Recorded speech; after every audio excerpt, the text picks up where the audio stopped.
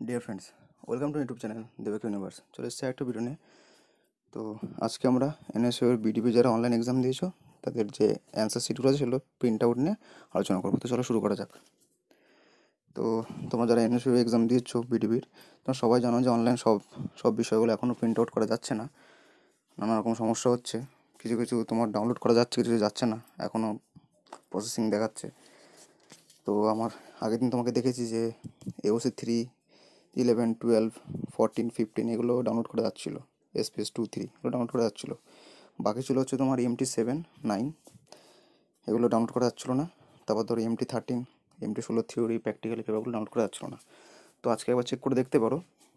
EMT 7টা দেখো, এই যে প্রিন্ট অপশন যখনই ক্লিক করছি দেখো কিন্তু ডাউনলোড অ্যান্সার শিট অপশানটা আসছে।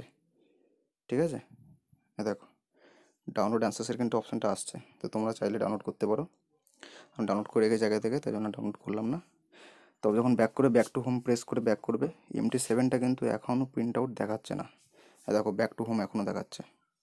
ঠিক আছে, তার মানে এখনও অ্যান্সারটা এখনও রেডি হয়নি, কোনো রকম সমস্যা আছে হয়তো, তো এখনও দেখাচ্ছে না। EMT 9টা কিন্তু ডাউনলোড অপশান দেখাচ্ছে।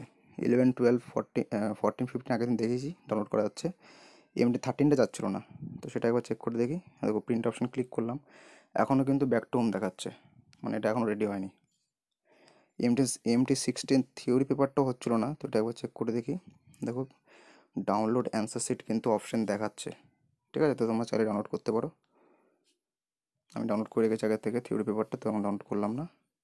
আর যেটা ছিল সেটা হচ্ছে 16 প্র্যাকটিক্যাল পেপারটা। তো সেটা একবার প্রিন্ট অপশানে ক্লিক করে দেখি, সেটাও দেখো, সেটাও কিন্তু ডাউনলোড অ্যান্সার শিট অপশান দেখাচ্ছে।